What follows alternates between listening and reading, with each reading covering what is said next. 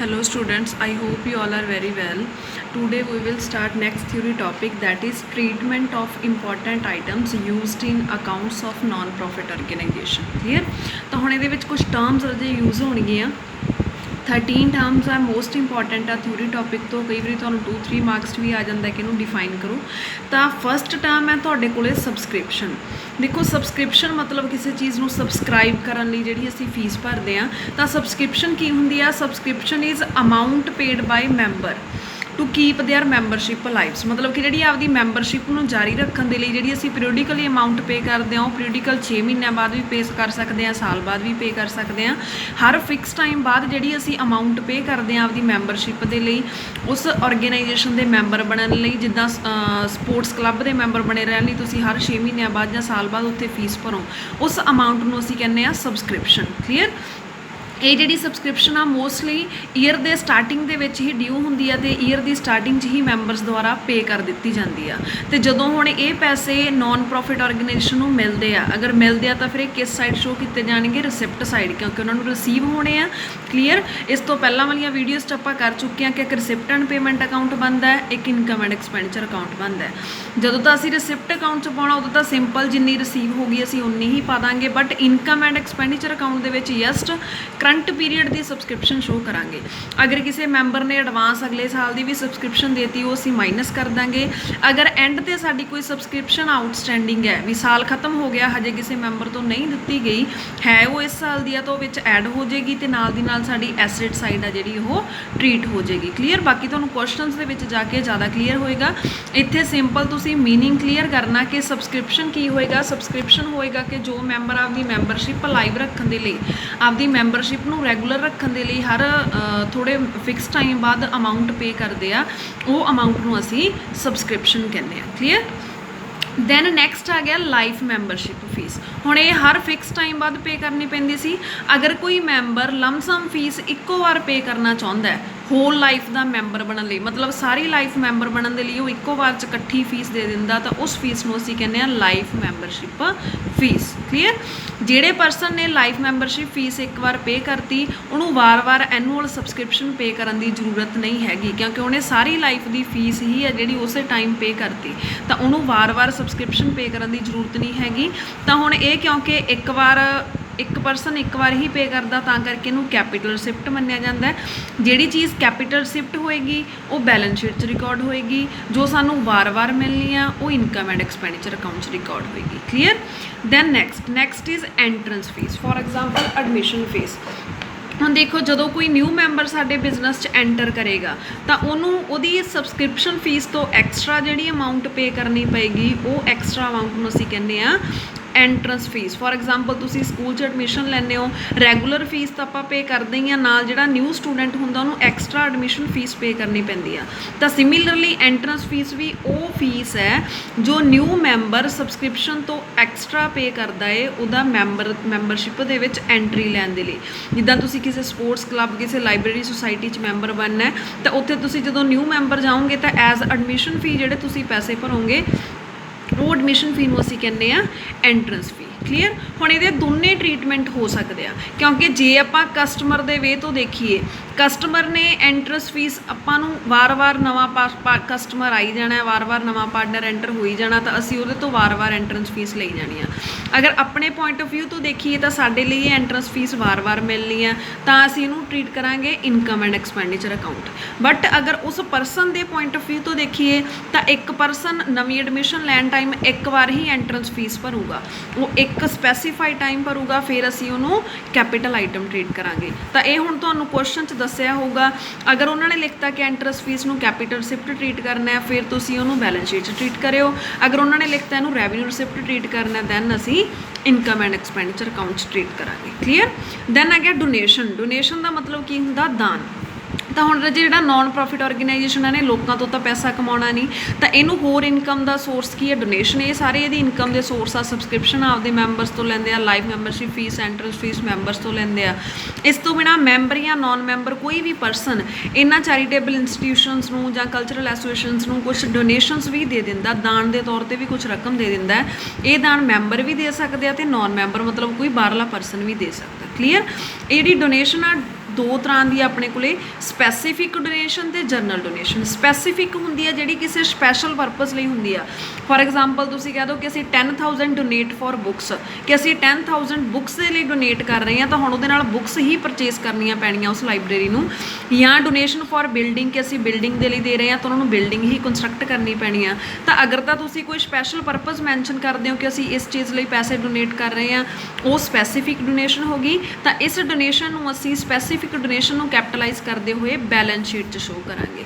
Clear. अगर यही donation general होवे, जनरल मीनस तुसीं जस्ट पैसे देते, वो जिथे मर्जी यूज़ हो सकते, तुसीं कोई कंडीशन नहीं रखी कि इन्हों इत्थे ही यूज़ करना, उन्होंने असीं कहने आ जनरल डोनेशन। तो जी जनरल डोनेशन आ वो असीं ट्रीट करते हैं income and expenditure account which. Clear. एक होर ध्यान रखना है कि अमाउंट का, अगर छोटी जी अमाउंट की डोनेशन आ 1000, 2000, 5000 तक की, तो असीं उहनूं जरनल मंगांगे, जरनल मंगते हुए असीं उहनूं इनकम एंड एक्सपेंडिचर अकाउंट पावांगे। अगर डोनेशन बिग अमाउंट की है, लाख, 2 लाख, 5 लाख की है, इन्नी अमाउंट सानूं वार वार नहीं मिलनी, दैन असीं उहनूं बैलेंस शीट दे विच ट्रीट करांगे। क्लीयर। या तुहानूं क्वेश्चन दे विच ही मैंशन किया होएगा कि उहनूं किद्दां ट्रीट करना है, तुसीं उहनूं मीनस कि कैपिटल ट्रीट करना है या रेवेन्यू ट्रीट करना है। ओके। दैन नैक्सट आ गया लिगैसी। लिगैसी की हुंदा राजे हुण amount received by non profit organisation as per will of deceased person. Deceased person कौन हुंदा, जिहदी डैथ हो गई। हुण उहदी विल अकॉर्डिंगली अगर सानूं कोई पैसा रिसीव हुंदा, मीनस कि वो परसन की डैथ हो गई, वो आपदी वसीयत दे विच लिख गया कि मेरी प्रॉपर्टी का इन्ना हिस्सा इस ऑर्गेनाइजेशन नूं दान किया जाए, तो उहदी वसीयत के अकॉर्डिंगली, उहदी विल के अकॉर्डिंगली जिहड़ी अमाउंट सानूं मिलती है वो हुंदी है लिगैसी। क्लीयर। तो हुण ये नॉन रैकरिंग हुंदी है क्योंकि एक परसन की एक बार डैथ होनी है तो एक बार ही सानूं उहदी विल तो अमाउंट प्राप्त होनी आ। तो नॉन रैकरिंग होने करके इनू असीं कैपिटल रिसिप्ट ट्रीट करांगे। कैपिटल रिसिप्ट ट्रीट करते हुए असीं इनू बैलेंस शीट दे विच ट्रीट करांगे। क्लीयर। दैन नैक्सट आ गया गवर्नमेंट ग्रांट। हुण गवर्नमेंट ग्रांट की है, जिन्ने भी गवर्नमेंट इंस्टीट्यूट है, कोई गवर्नमेंट स्कूल है, कोई एजुकेशन, कोई कॉलेज है, कोई पब्लिक हॉस्पिटल है, ये सारे की करते हैं, इन्हां नूं गवर्नमेंट ग्रांट्स प्रोवाइड करती है काम करन दे लई। क्लीयर। तो गवर्नमेंट भी दो तरह दी ग्रांट्स प्रोवाइड करती है, रैकरिंग ते स्पैसीफिक। रैकरिंग ग्रांट्स तो वो होणगीਆਂ ਜਿਹੜੀਆਂ वार-वार मिलदियां नॉर्मल मेनटेनेंस ਦੇ ਲਈ, ਜਿਵੇਂ गवर्नमेंट स्कूल्स ਨੂੰ ਆਉਂਦਾ ਹੈ ਕਿ ਥੋੜੀ ਬਹੁਤੀ ਰਿਪੇਅਰ ਦੇ ਲਈ ਜਾਂ ਬਿਜਲੀ ਦੇ ਬਿੱਲ ਲਈ ਜਾਂ ਜੋ ਵੀ ਨॉर्मल ਉਹਨਾਂ ਦੇ डेली एक्सपेंसिस पूरे करने लिए, ये तो वार-वार मिलनी है। अगर वार-वार मिलनी है तो असीं इहनूं ट्रीट करांगे इनकम एंड एक्सपेंडिचर अकाउंट विच। बट अगर कोई स्पैसीफिक ग्रांट आ, फॉर एग्जाम्पल किसी बिल्डिंग के लिए ग्रांट आई है, या कंप्यूटर खरीदने के लिए कोई ग्रांट आई है, या लाइब्रेरी बनाने लिए कोई ग्रांट आई है, अगर स्पैशल परपज़ लिए ग्रांट आई है तो वो कदे-कदे मिलती है। अगर वो नॉन रैकरिंग नेचर की है तो वो ट्रीट होएगी बैलेंस शीट दे विच। Clear. Then next endowment fund. हुण जे इंडोमेंट फंड की है, ये वो बेसिक फंड है which is create for support day to day activities, कि जिहड़ी असीं आपदियां डेली दे काम करने हुंदे आ, नॉन प्रॉफिट ऑर्गेनाइजेशन दे विच कुछ परचेज करना है, कोई अमाउंट पे करनी है, जां कुछ भी करना है, उहनूं असीं की कहने आ, इंडोमेंट फंड कहने आ। ये भी साडा कैपिटल नेचर का हुंदा। फंड जिहड़ा मर्जी होवे, चाहे कोई इंडोमेंट फंड, चाहे कोई स्पैसीफिक फंड्स, इन्हां सारिਆਂ ਨੂੰ असीं बैलेंस शीट ਦੇ ਵਿੱਚ ही ट्रीट करना है। क्लीयर। दैन आ गया साडे कोले स्पैसीफिक फंड्स।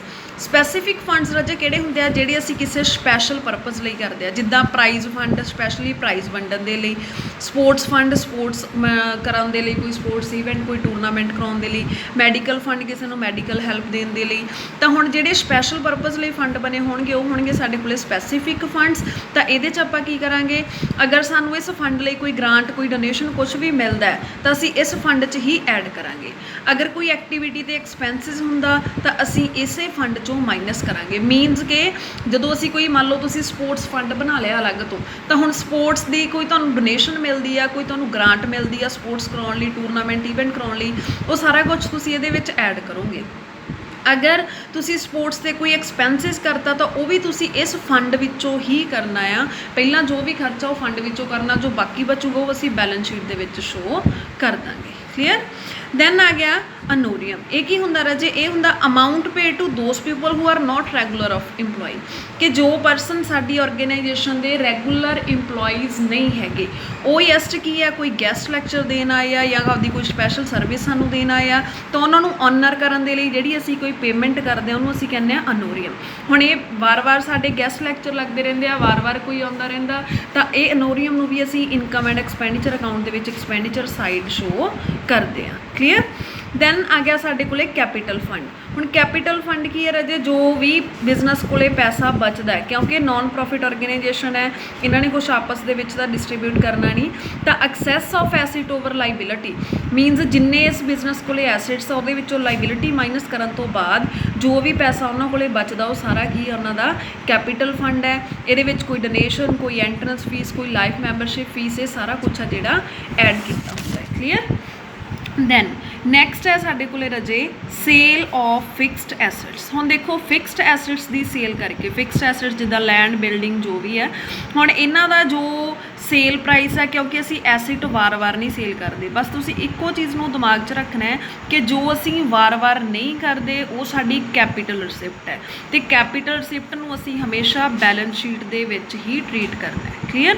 ਤਾਂ ਹੁਣ ਇਹਦਾ ਵੀ ਜੋ ਸੇਲ ਪ੍ਰਾਈਸ ਉਹ ਅਸੀਂ ਇਨਕਮ ਐਂਡ ਐਕਸਪੈਂਡੀਚਰ 'ਚ ਰਿਕਾਰਡ ਨਹੀਂ ਕਰਾਂਗੇ, ਬਟ ਜੋ ਉਹਦੇ 'ਤੇ ਕੋਈ ਪ੍ਰੋਫਿਟ ਜਾਂ ਲੋਸ ਹੋਇਆ, ਅਗਰ 10,000 ਦੀ ਚੀਜ਼ 12,000 'ਚ ਸੇਲ ਹੋ ਗਈ, 2,000 ਦਾ ਪ੍ਰੋਫਿਟ ਹੋ ਗਿਆ, ਤਾਂ ਉਹ ਪ੍ਰੋਫਿਟ ਨੂੰ ਤੁਸੀਂ ਇਨਕਮ ਸਾਈਡ ਲਿਖ ਦੇਣਾ। ਅਗਰ 10,000 ਦੀ ਚੀਜ਼ 12,000 'ਚ ਬੱਚੀ ਆਪਣੇ ਕੋਲੇ ਜਿਹੜੀ ਹੈਗੀ ਹੈ ਪੇ ਹੋਈ, ਤਾਂ ਉਹਨੂੰ ਅਸੀਂ ਐਕਸਪੈਂਡੀਚਰ ਸਾਈਡ ਸ਼ੋ ਕਰਨਾ। Clear. Then sale of old newspaper normal ਹੈ ਇਹ ਕਿ ਵਾਰ-ਵਾਰ ਅਸੀਂ ਰੱਦੀ ਵਗੈਰਾ ਵੇਚਦੇ ਰਹਿੰਦੇ ਹਾਂ, ਅਤੇ ਇਹਨੂੰ ਅਸੀਂ ਇਨਕਮ ਟਰੀਟ ਕਰਾਂਗੇ ਅਤੇ ਇਨਕਮ ਐਂਡ ਐਕਸਪੈਂਡੀਚਰ ਅਕਾਊਂਟ ਦੇ ਵਿੱਚ ਟਰੀਟ ਕਰਾਂਗੇ। Sale of old sports material, ਹੁਣ ਅਗਰ ਕੋਈ ਸਪੋਰਟਸ ਕਲੱਬ ਆ ਤਾਂ ਉਹਨਾਂ ਕੋਲੇ ਓਲਡ ਸਪੋਰਟਸ ਮਟੀਰੀਅਲ ਵੀ ਵਾਰ-ਵਾਰ ਉਹਨਾਂ ਕੋਲ ਖਰਾਬ ਹੁੰਦਾ ਰਹਿੰਦਾ, ਕੋਈ ਬੈਟ, ਕੋਈ ਨੈਟਸ ਵਗੈਰਾ, ਇੱਦਾਂ ਦੀ ਚੀਜ਼ ਤੋਂ ਵੀ ਸੇਲ ਕਰਕੇ ਜੋ ਰੈਵਨਿਊ ਆਏਗੀ ਉਹ ਨੋਰਮਲ ਨੇਚਰ ਦੀ ਰੈਵਨਿਊ ਹੋਏਗੀ, ਅਤੇ ਉਹਨੂੰ ਵੀ ਅਸੀਂ ਇਨਕਮ ਐਂਡ ਐਕਸਪੈਂਡੀਚਰ ਅਕਾਊਂਟ ਦੇ ਵਿੱਚ ਸ਼ੋ ਕਰਾਂਗੇ। Clear. I hope you understand well. Thank you students.